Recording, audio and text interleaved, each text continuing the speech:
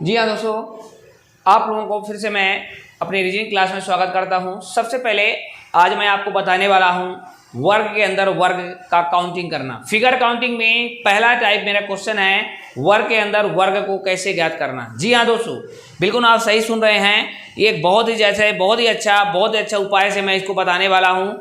जैसे कि ये आपको सामने दिख रहा है, इसको देखिए कैसे मैं जल्दी कर दूंगा।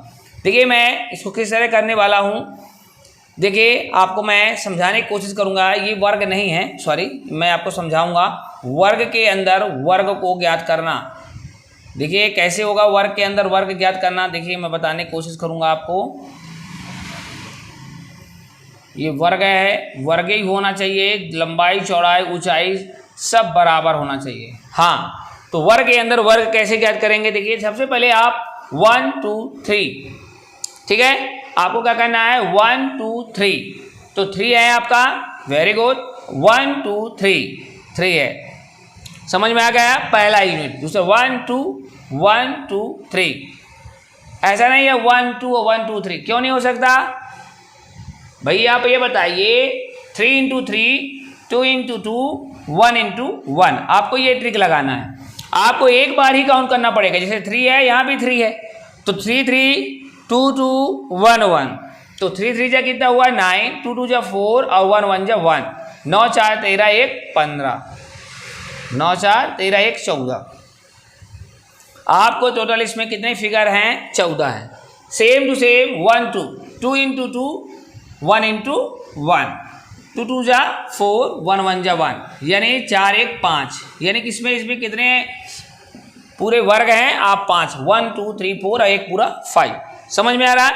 तो ये पहला कॉन्सेप्ट हमारा बन गया वर्ग के अंदर वर्ग को ज्ञात करना। जी हाँ दोस्तों, बिल्कुल सही आप सुन रहे हैं, बहुत अच्छे तरीके से वर्ग के अंदर वर्ग ज्ञात करना। ये तरीका के साथ वर्ग के अंदर आयत के अंदर वर्ग ज्ञात करना। अब एक क्वेश्चन और आ सकता है, आयत के अंदर वर्ग ज्ञात करना, वर्ग ज्ञात करना, ये बड़ी बात है। अब क्योंकि देखिए भैया, आपके इसी में आप देखेंगे वर्ग था, वर्गाकार है, वर्ग के अंदर वर्ग ही है, लेकिन इस बार अभी आयताकार दे देगा, उसमें वर्ग बना देगा। ये आयत दे देगा, उसमें कह देगा इसमें कितने टोटल वर्ग हैं। क्या कह देगा मेरे दोस्त? इसमें कितने टोटल वर्ग हैं। जी हाँ, बिल्कुल सही है। इसमें इस क्वेश्चन पूछेगा तो क्या करेंगे अपन? तो देखिए 1 2 3, 3 गुणे 1 2 3 4 5 6 हो जाएगा, सही है। फिर 1 2, 2 गुणे 6, ठीक है, 2 गुणे 6 हो जाएगा भाई, 1 2 3 4 5 6। फिर यहाँ 1 गुणे, फिर ये 1 2 3 4 5 6, तो 3 6 18, 2 6 12, 6 1 6। क्या ये सही है? क्या ये बातें सही माना जाएगा? बिल्कुल गलत। ये इस तरह का क्वेश्चन आप कई लोगों के मैं देखा हूँ यूट्यूब में इस तरह बता दिया गया है, लेकिन ये बिल्कुल गलत है। आपको करना क्या है, देखिए आपको क्या करना है, 1 2 3, जैसे 3 हुआ ना और ये 5, बिल्कुल। अब 3 से 1 कम 2, 2 गुणे 4 अपने आप कर देना है। फिर 1 कम 1 गुणे 3, बस एक जैसे हो जाए, इसके बाद आपको काउंटिंग नहीं करना है। तो 3 5 15, 4 दूना 8, 3 1 कम 3, इसको जोड़िए, 15 8 कितना होता है बेटा?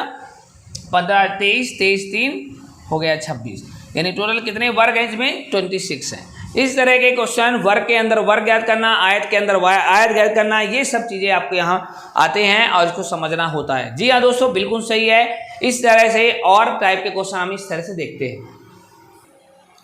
देखिए सबसे पहले हम लोग इस क्वेश्चन में देखेंगे दी गई आकृति में त्रिभुजों की संख्या ज्ञात करना।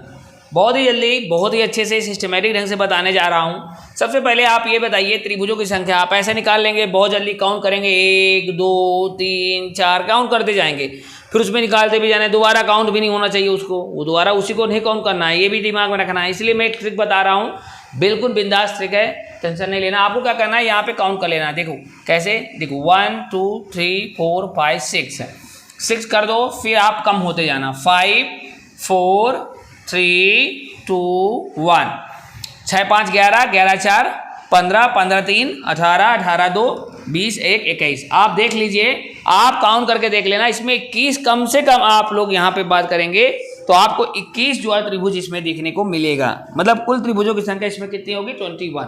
अब बहुत अच्छे से अगर आपको ये लग रहा है, आप देख सकते हैं अच्छे से, अगर ये ट्रिक आपको समझ में आया हो, लग रहा है कि कम समय में इसको सॉल्व कर सकते हैं, तो प्लीज़ आप इतना तो कर सकते हैं, वीडियो को शेयर कर सकते हैं, ठीक है, और अपने दोस्तों को बता सकते हैं, ठीक है। चलिए अच्छा, इसके बाद अपन देखें यहाँ पे एक बात और, यहाँ पे अपन देखें तो यह 1 2 3 1 2 3 4, जैसे आप देख पा रहे हैं इसमें पूरा त्रिभुज है, इसमें देखो कितने हैं, 4 हैं टोटल। तो अपन क्या करेंगे, देखिए यहाँ पे 4 + 3 + 2 + 1, 4 3 7 2 9 1 10, इसमें 10 त्रिभुज होंगे।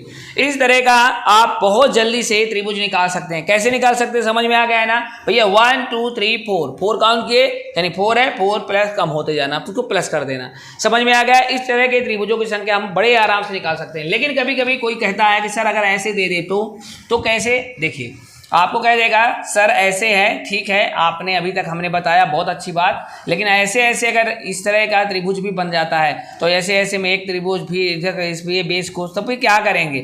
अरे तो कुछ करने परेशान होने की जरूरत नहीं है दोस्तों, आपको 1 2 3 4 गिन लेना है, 4 + 3 + 2 + 1 कर देना है, 4 3 7 7 2 9 1 10 कर देना, और जितने बाद 1 2 3 हो गए ना, 1 2 3, तो 3 के इसमें मल्टीप्लाई कर दोगे, 10 3 30 त्रिभुज बनेंगे। और क्या है, तो आप यहाँ से आप लोगों को ये भी समझ में आ गया कि कैसे हम लोग यहाँ पे काउंट करके, और जितने भी इसको काउंट करके और इसे फिगर में हॉरिजॉन्टल को काउंट करके उसमें मल्टीप्लाई लास्ट में कर देते हैं, तो आपका आंसर आ जाता है। जी हाँ दोस्तों, अगर आपको ये बिल्कुल समझ में आ रहा है, एक एक चीज़ समझ में आ रहा है, तो प्लीज़ अभी तक आप बताइए।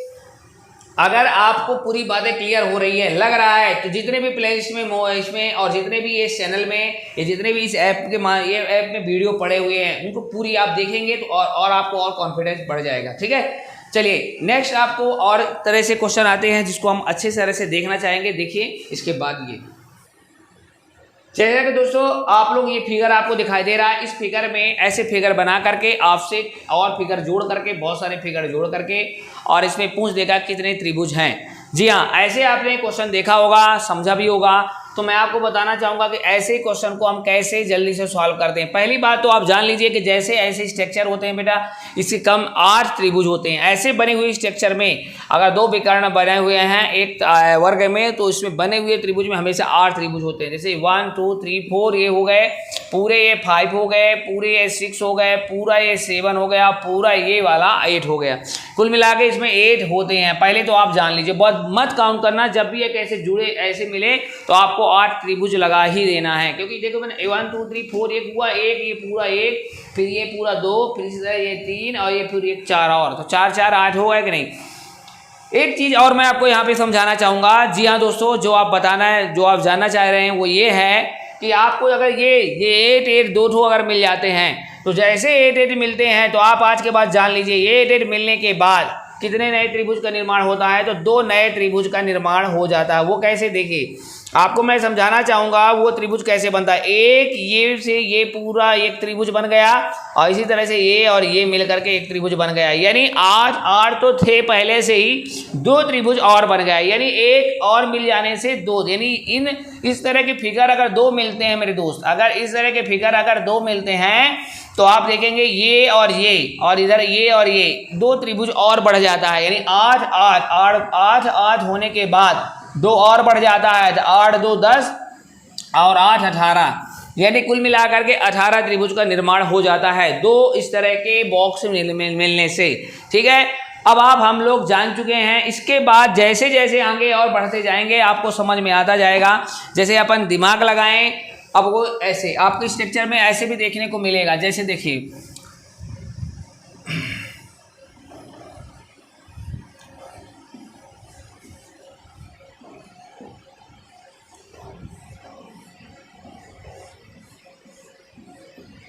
देखिए मेरे दोस्त, अब इस तरह के क्वेश्चन में क्या होगा कि इसमें कितने त्रिभुज है, तो आप बताइए। पहले तो ये 8, फिर ये 8, फिर ये 8, फिर ये 8, 8 8 हो गए।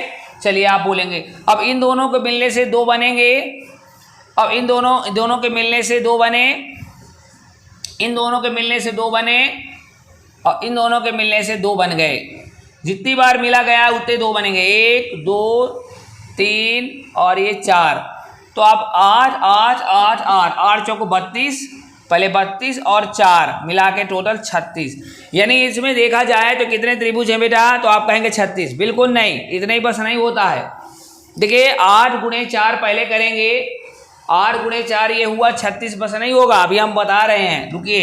इसके बाद एक और ये पूरा त्रिभुज बनता है, ये पूरा, और इसी से अगर हम मिलाएंगे तो 8 का फिर से फॉर्मेशन हो जाएगा।